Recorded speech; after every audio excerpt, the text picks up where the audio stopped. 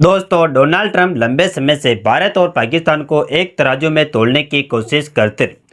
Trump को लगता है कि जिस तरह पाकिस्तान अमेरिका की हर बात बिना सवाल माने स्वीकार कर लेता है, उसी तरह भारत भी अमेरिका के किसी भी प्रस्ताव से इनकार नहीं करेगा। इसी गलतफहमी में ट्रंप ने भारत को एक अंतर्राष्ट्रीय पहल का न्योता भेजा, लेकिन दोस्तों भारत ने इस न्योते को देखते ही आप इनकार कर दिया। भारत के इस फैसले ने ट्रंप की उसी सोच को झटका दिया है जिसमें वे खुद को दुनिया का सबसे बड़ा निर्णायक मानते। ट्रंप की कोशिश थी कि भारत भी उनके इशारों पर चलने वाले देशों की कतार में खड़ा हो जाए, लेकिन भारत ने एक बार फिर यह साफ कर दिया कि वह अपनी विदेश नीति किसी दबाव में तय नहीं करता। यही वजह है कि ट्रंप की यह पहल भारत के सामने टिक नहीं पाई। दरअसल जिस प्रस्ताव को भारत ने ठुकराया है उसका नाम है बोर्ड ऑफ पीस, इसे बीओपी कहा जा रहा है। यह प्रस्ताव ट्रंप की तरफ से सीधे तौर पर रखा गया था।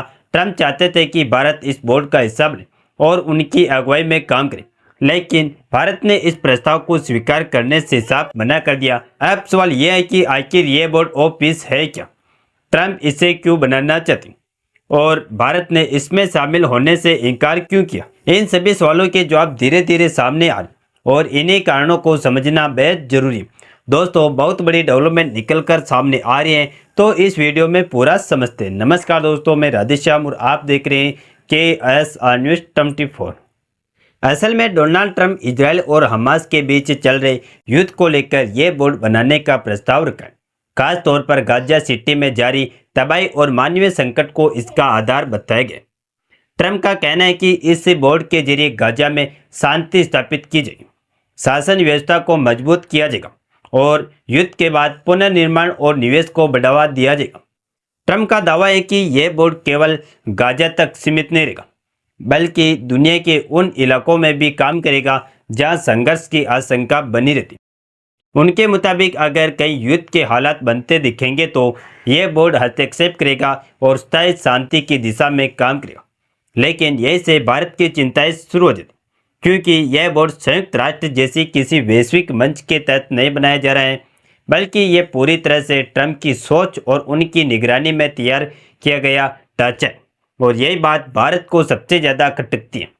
इस बोर्ड ऑफ पीस को लेकर ट्रंप की योजना काफ़ी बड़ी और दूर तक जाने वाली मानी जा रही। इसी वजह से ट्रंप ने कई देशों को इसमें शामिल होने का न्योता भेजा। जिन देशों को आमंत्रण दिया गया उनमें भारत के साथ साथ पाकिस्तान, जॉर्डन, मिस्र, तुर्की, कतर, हंगरी, अर्जेंटीना और कुछ अन्य मध्य एशियाई देश भी शामिल हैं। ट्रंप चाहते थे कि यह बोर्ड दिखने में अंतर्राष्ट्रीय हो, लेकिन नियंत्रण में पूरी तरह अमेरिका के हाथ में रहे।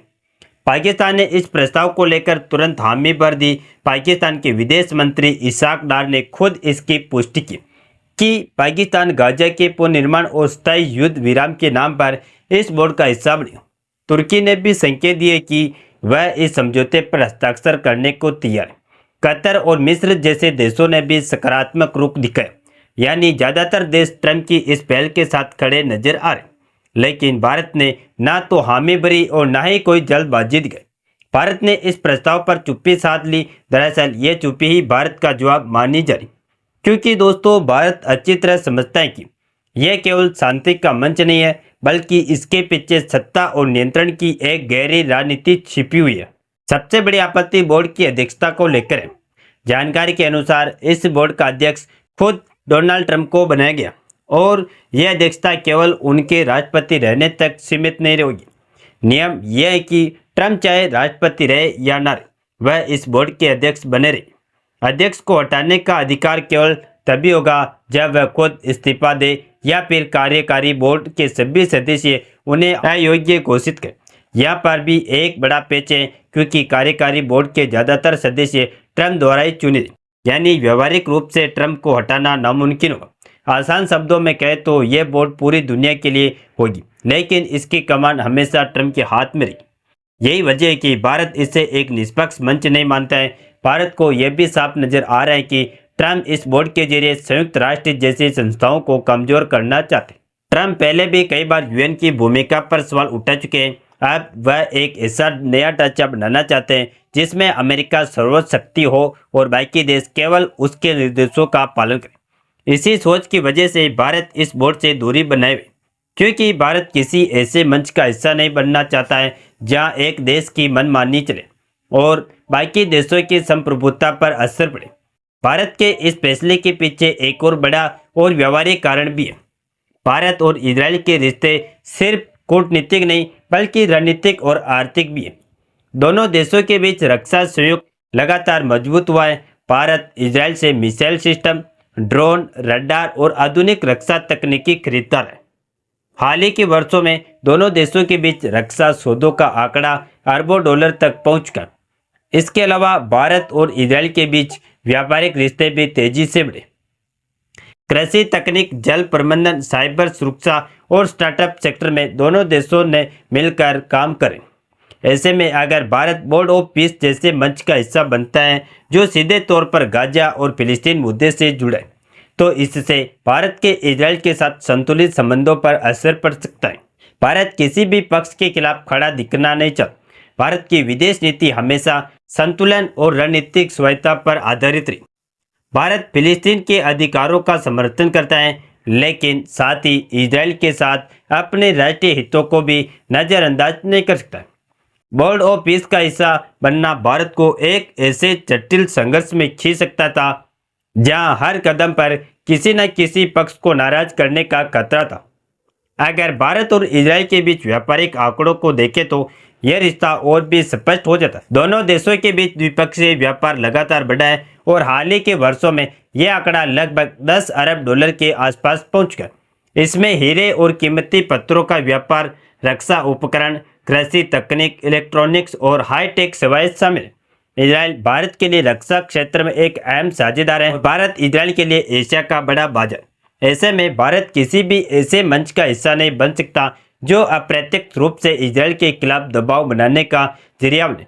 एक और अहम बात यह है कि भारत ऐसे किसी मंच का समर्थन नहीं करता जो संयुक्त राष्ट्र को दरकिनार करके बनाया गया।